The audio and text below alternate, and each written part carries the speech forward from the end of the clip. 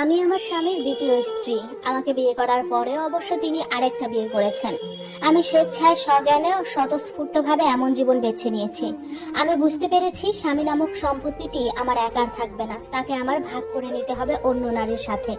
তার দেহ ভাগ হবে, মন ভাগ হবে, অনুভূতি ভাগ হবে। তিনি আমাকে ভালোবাসার গল্প বলার মাঝপথে এসে অন্য নারীর ডাকে ছুটে যাবেন তার কাছে। আমি দেখবো, সহ্য করব, আবার তাকে যেতে সাহায্যও করব। সেখান থেকে ফিরে আসলে আবার তার সেবা যত্নও করব। আমি রেহানা, দরিদ্র কৃষক পিতার 5 কন্যা সন্তানের মধ্যে সবার বড়। দেখতে মোটামুটি সুন্দর হয়। বাবা জন্মের পর থেকে আমাদের বিয়ে নিয়ে দুশ্চিন্তা করতেন।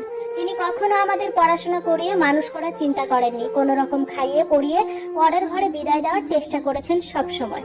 আমার বয়স যখন মাত্র 11 বছর, সবে মাত্র বয়সন্ধিকালে পা রেখেছি, শরীরে পরিবর্তন এসেছে, সেই সাথে মনে। বাবা আমার জন্য বিয়ের প্রস্তাব এনেছেন মহাজনের বড় ছেলে বুদ্ধি প্রতিবন্ধী সিরাজ মিয়ার জন্য, যিনি বয়সে আমার বাবার সমবয়সী হবেন, যাকে প্রায় ভাদ্র মাসে উলঙ্গ হয়ে রাস্তায় ঘুরে বেড়াতে দেখা যেত। সবাই পাগল বলতো। দুষ্টু ছেলের দল তাকে দেখলেই ঢিল ছুঁড়ে মারতো। তাদের দলে কখনো কখনো আমিও সামিল হতাম। তখনই শুরু হতো সিরাজ পাগলার অকথ্য ভাষায় গালিগালাজ। মহাজনের টাকার অভাব ছিল না। মেঘনা নদীতে 3টা মাছ ধরার ট্রলার আছে, চরে কয়েকশো কানি ধানি জমি আছে, বাড়িতে দোতলা ভবন আছে। এত এত সম্পত্তি থাকার পরও তার বুদ্ধি প্রতিবন্ধী বড় ছেলে আর নেশাগ্রস্ত নিঃসন্তান ছোট ছেলে ছাড়া আর কোনো বৈধ ওয়ারিশ নেই। বাবা ছিলেন মহাজনের জমির একজন চাষা। বাবার যে 5 মেয়ে ছাড়া স্থাবর অস্থাবর কোনো সম্পত্তি নেই, এটা মহাজন কোনোভাবে জানতে পেরেছেন। তিনি বাবাকে 10 কানি জমি লিখে দেওয়ার লোভ দেখিয়ে আমাকে তার পাগল ছেলের বউ করে নেওয়ার প্রস্তাব দিলেন। একজন ভূমিহীন কৃষকের কাছে 10 কানি সম্পত্তির লোভ ছিল অনেক বেশি, যিনি আজীবন পরের জমিতে কৃষকের কাজ করেছেন। মেয়েদেরকে ঠিকমতো খেতে দিতে পারেননি, পড়তে দিতে পারেননি, শুতে দিতে পারেননি। তিনি যদি 10 কানি সম্পত্তির মালিকানা রাতারাতি কোনো কষ্টের বিনিময়ে পেয়ে যান, সাথে তার মেয়ের নিশ্চিত ভবিষ্যৎ, তাহলে চোখ বন্ধ করে যে কোনো প্রস্তাবে রাজি হয়ে যাবেন। আমার বাবাও তার ব্যতিক্রম করেননি।